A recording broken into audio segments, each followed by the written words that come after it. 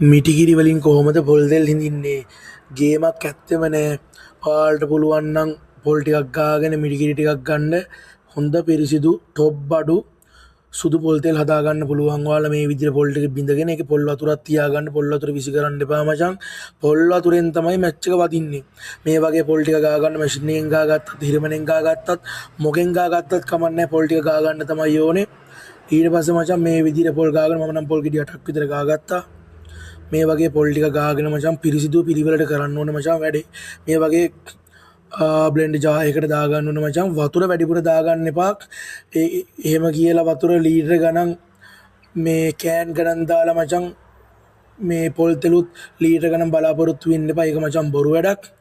වතුර අඩුවෙන් දාන්න ඕනේ. උකු ගතිය වැඩි වෙන්න ඕනේ. ඊට පස්සේ මචං පිරිසිදුව මෙතන වැඩේ කරන්න ඕනේ. මේ වගේ අලුත්ම වළඳක් ගන්න ඕනේ. ගෙදර තියෙන වළන්නම් ගන්න එපා මචං. ඒවට මිරිස් සේව මේ ඔයාලා උයපු දේවල් අල්ලලා තියෙන්නේ. ඒක නිසා මචං අලුතෙන් අරන් මචං ගෑස් ලිප් වල තියන්න එපා. බොරුවට ඒවා වියදම් කරන්න එපා. මේ වගේ දර ලිපේ හදා ගන්න. ඔයාලට පේනවාද මේකේ පිරිසිදුවයි ලස්සනයි.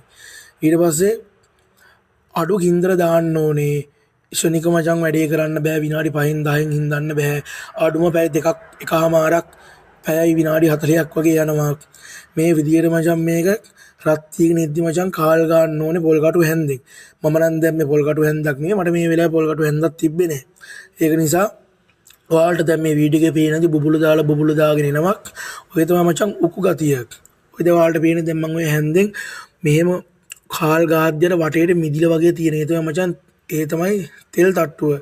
ඉතින් මේ වගේ වෙන්න ඕනේ. ඒ වගේම තමයි ගොඩක් වෙලා ලිපේ රත් වෙන්න ඕනේ. හැබැයි මද ගින්නෙන් උපරිම අඩු ගින්නෙන් තමයි මචං රත් වෙන්න ඕනේ. නැත්තම් උතුරලා යනවා. උතුරලා ගියොත් මචං වැඩේ චුට්ටක් අවුල් කරගන්න අමාරුයි. ඒක නිසා උතුරලා යන්න දෙන්නේ නැති වෙන්න. ඔයාලට පේනදී මගේ මේක උතුරලා ගියා. ඊට පස්සේ ඉතින් ආයෙ මම මුලින් ඉඳලා ගින්දර අඩු කරලා මචං දැම්මා. අපිටත් වැඩ වරදිනවා. නමුත් වැඩේ සාර්ථක වුණා. දැන් ඔයාලට මේ පේන්නේ විනාඩි 45කට විතර පස්සේ තමයි මේ හිඳීගෙන ආවේ. ඉතින් දැන් ඔයාලට පේනවා ඇති මේ වටේට ලස්සනට තෙල් තට්ටු තැම්පත් වෙලා මේ උඩ ලස්සනට ඔය තියෙන තෙල් තට්ටු ටික. මේක මචං තවත් වෙලා මේ විදියට අල්ලගෙන හිටියාම තවත් විනාඩි 40ක් විතර යද්දි මචං යටට බහිනවා. යටට බහිද්දි ඔය තෙල් ටික තමයි මචං ඔය තියෙන්නේ.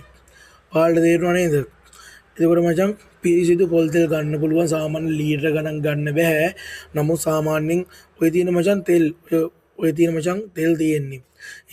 මේක කරද්දි උපරිම අඩු ගින්දරේ තමයි කරන්න ඕනේ. ඔයාලට පේනවා ඇති මගේ මේ ගින්දර දාලා තියෙන විදිහ. ඒක නිසා හරියට කරන්න ලේසියෙන් හදා ගන්න පුළුවන් තෙල්. මේ බලන්නකො මේ තෙල් වල තියෙන පාට සුදුම සුදු පාට. ඉතින් ඔයාලත් හදලා බලන්න. ජය වේවා.